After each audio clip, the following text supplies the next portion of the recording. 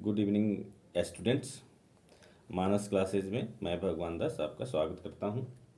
आज की इस वीडियो में हम मैसूर राज्य की बात करेंगे। मैसूर राज्य ये राज्य विजयनगर साम्राज्य का तालीकोटा के युद्ध में हारने के बाद कुछ जो राज्य स्थापित हुए थे उसमें मैसूर राज्य प्रमुख था। और इस राज्य का शासक वाडियार वंश के शासक चिक्का कृष्णराज द्वितीय थे उस समय, और उनके मंत्री थे नंदराज और देवराज। जिस समय नंदराज और देवराज थे उसी समय हैदर अली नाम का एक व्यक्ति जो सैनिक जीवन अपना शुरू कर रहा था, नंदराज ने उसे सैनिक जीवन की शुरुआत करने का अवसर दिया और 1755 में डिंडीगुल ये मैसूर में पड़ता है, डिंडीगुल का फौजदार बनाया। फिर 1761 में फ्रांसीसियों के सहयोग से डिंडीगुल में ही हैदर अली ने एक आधुनिक शस्त्रागार की स्थापना की, यानी हथियार का। फिर प्रथम आंग्ल मैसूर युद्ध होता है।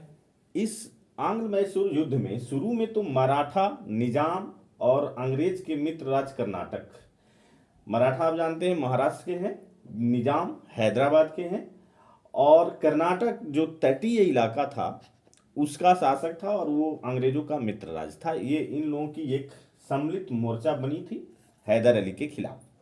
लेकिन हैदर अली इन लोगों से ज़्यादा चालाक निकला और उसने मराठों को धन दे करके और निजाम को कुछ प्रदेश का प्रलोभन दे करके अपने में मिला लिया, और फिर उसने अंग्रेजों के मित्र राज कर्नाटक पर आक्रमण किया और यहीं से प्रथम आंग्ल मैसूर युद्ध शुरू हो जाता है। युद्ध के बीच में ही फिर से निजाम अंग्रेजों से मिल गया, फिर भी हैदर अली 1.5 साल तक अंग्रेजों को हराता रहा। ये लंबा समय है। और अंत में हैदर अली की शर्त पर 1769 ईस्वी में मद्रास की संधि से युद्ध समाप्त हो गया। ये हैदर अली की शर्त पर हुआ था और इस समय अंग्रेजों की स्थिति काफी खराब थी। इस शर्त के अनुसार एक दूसरे को जीते हुए प्रदेश वापस कर दिए गए और फिर एक दूसरे को सहायता देने का भी वचन इसमें दिया गया। इसके कहने का मतलब है कि अगर हैदर अली पर कोई अटैक करता है तो अंग्रेज सहायता करेंगे, और अंग्रेजों पर यदि कोई अटैक करता है तो हैदर अली सहायता करेंगे। लेकिन समय बीतता गया और 1771 में जब मराठे हैदर अली पर आक्रमण किए तो अंग्रेजों ने सहायता नहीं दिया, ये 1771 में, और जबकि उनको देना चाहिए। और फिर 1773 में अंग्रेजों ने फ्रांसीसी केंद्र माहे जो हैदर अली का मित्र राज्य था उस पर अटैक कर दिया और इससे द्वितीय आंग्ल मैसूर युद्ध शुरू हुआ। ये आपको 1780 से 84 तक लड़ा गया, जबकि प्रथम युद्ध जो है 1767 से 69 तक लड़ा गया। हैदर अली के लिए अंग्रेजों की अपेक्षा फ्रांसीसी अनुकूल थे और वे बंदूक, तोप, गोला बारूद उपलब्ध कराते थे। यहाँ हैदर अली जो है ये समझा कि अंग्रेजों से फ्रांसीसी हमारे ज़्यादा अनुकूल हैं और इसीलिए उसने उन लोगों से बंदूक, तोप, गोला बारूद उपलब्ध कराई। फिर अमेरिकी युद्ध में फ्रांसीसी और अंग्रेज एक दूसरे के खिलाफ थे। अमेरिकी स्वतंत्रता संग्राम में अमेरिकियों का साथ दिए थे जबकि अंग्रेज उसके खिलाफ थे। तो इस तरह से अंग्रेज फ्रांसीसियों को शक की दृष्टि से देखते थे। और द्वितीय आंग्ल मैसूर युद्ध में यही हुआ, जब हैदर अली फ्रांसीसियों से संपर्क करना शुरू किया तो अंग्रेजों को शक हुआ और उन्होंने हैदर अली के मित्र राज माहे पर अटैक कर दिया। इसलिए यहीं से हैदर अली और अंग्रेजों की जो दूसरा आंग्ल मैसूर युद्ध है शुरू हो जाता है। द्वितीय आंग्ल मैसूर युद्ध के समय ही 1781 में पोर्टोनोवा के युद्ध में आयरकूट ने हैदर अली को हराया। 1782 में हैदर अली अंग्रेजों को हराने में सफल रहा, परंतु युद्ध में घायल हो जाने के कारण 7 दिसंबर 7 दिसंबर 1782 को उसकी मृत्यु हो गई। मृत्यु के बाद उसका लड़का टीपू युद्ध का संचालन अपने हाथों में लिया और ब्रिगेडियर मैथ्यूज को हराया और बंदी बना लिया। इस तरह से द्वितीय मैसूर युद्ध में मैसूर की स्थिति और अंग्रेजों की स्थिति लगभग बराबर थी। 1784 में मैंगलोर की संधि से यह युद्ध समाप्त हुआ। उस समय वायसराय जो वारेन हेस्टिंग्स था, उसने कहा था कि युद्ध में मैकटार्नी कैसा आदमी है जो संधि के बावजूद कर्नाटक को खो देगा। ये इसने संधि की आलोचना की थी और जो संधि किया था वो मैकटर्नी था, ये अंग्रेज मैकटर्नी था।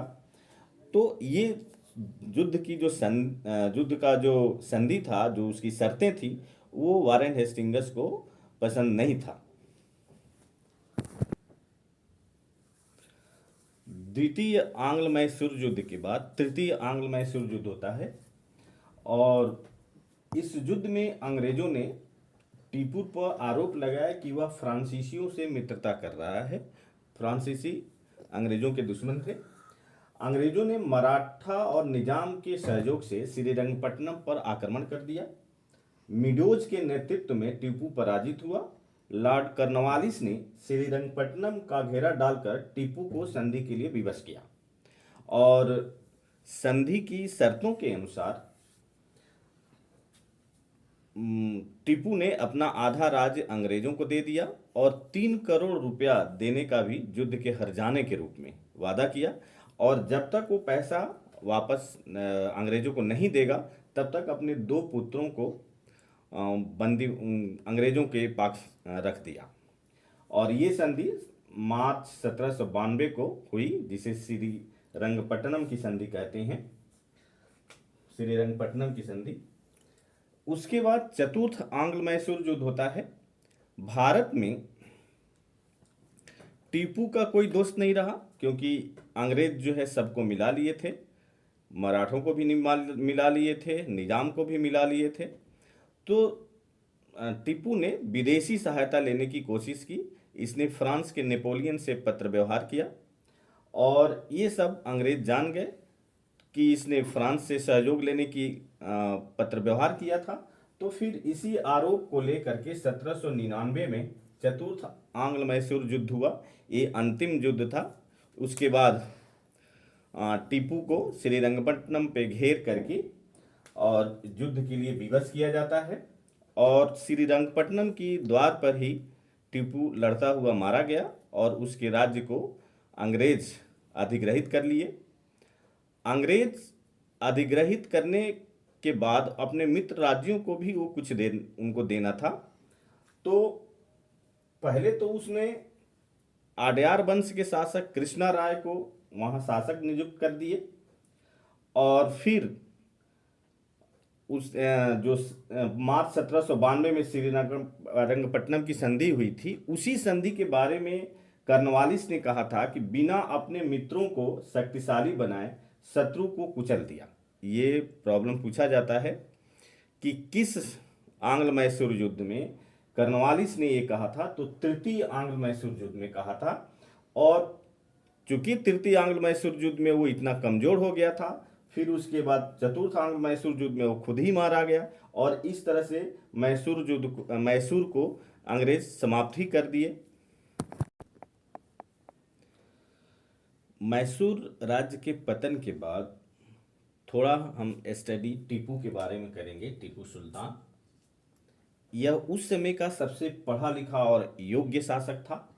उसे अरबी, फारसी, उर्दू, कन्नड़ भाषाओं का ज्ञान था।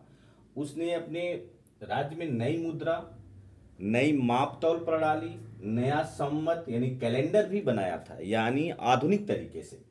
और मैसूर के प्रशासन को, प्रशासनिक व्यवस्था को पाश्चात्य तरीके से विकसित यानी यूरोपियन तरीके से विकसित किया था। वास्तव में आप टीपू सुल्तान को उस समय के जो सबसे विकसित विचारों वाले शासक थे, जैसे राजा जय सिंह, इन लोगों की श्रेणी में आप रख सकते हैं। राजा जय सिंह थे और सिखों के रणजीत सिंह थे, उस ये कैटेगरी में आता है। फ्रांसीसी क्रांति से प्रभावित होकर टीपू ने श्रीरंगपट्टनम में जैकोबिन क्लब की स्थापना की और फ्रांस और मैसूर के मित्रता के प्रतीक के रूप में स्वतंत्रता का वृक्ष लगाया था। और इसने आधुनिक तरीके से नौसेना का गठन किया। अंग्रेज उसे सीधा साधा दैत्य कहते थे। ये पूछा जाता है कि अंग्रेज किसे सीधा साधा दैत्य कहते थे, तो वो टीपू सुल्तान। और कभी कभी ये जो 4 युद्ध हुआ है, उस युद्ध में विशेष तौर से कुछ वहाँ के जो कमांडर थे अपना अपना स्टेटमेंट दिए हैं। जैसे तृतीय युद्ध में था कर्नवालिस का कि हम अपने मित्रों को मजबूत किए बिना शत्रु को कुचल दिए। उसी तरह से द्वितीय आंग्ल मैसूर युद्ध में लायल ने कहा था भारत में अंग्रेजों का भाग्य सबसे नीचे था। ये भी क्वेश्चन पूछा जाता है कि भारत में आंग्ल मैसूर युद्ध में अंग्रेजों की स्थिति सबसे ज़्यादा कब खराब थी, तो ये द्वितीय आंग्ल मैसूर युद्ध में। और इसके अलावा हैदर अली का जो कार्य था, इसने दरिया दौलत भवन का निर्माण कराया और मैसूर में लाल बाग का निर्माण कराया। और इसके बाद मैसूर को जीतने के खुशी में अंग्रेज वेलेजली को मार्क्विस की उपाधि दिए थे, क्योंकि अंग्रेजों का सबसे बड़ा शत्रु भारत में टीपू सुल्तान ही था। जितने पेंशन पा करके राजा रहते थे, टीपू उनकी आलोचना करता था। टीपू का एक प्रसिद्ध वाक्य है कि गिद्दड़ की तरह 100 साल की जिंदगी से अच्छा है कि शेर की तरह एक दिन की जिंदगी जिए। बस स्टूडेंट्स, आज इस वीडियो में इतना ही। मैं पूरी तरह से मैसूर से जो प्रॉब्लम पूछे जाते हैं वो आपके सामने रखने की कोशिश किया। मेरे वीडियो को लाइक, सब्सक्राइब और शेयर कीजिए। जय हिंद।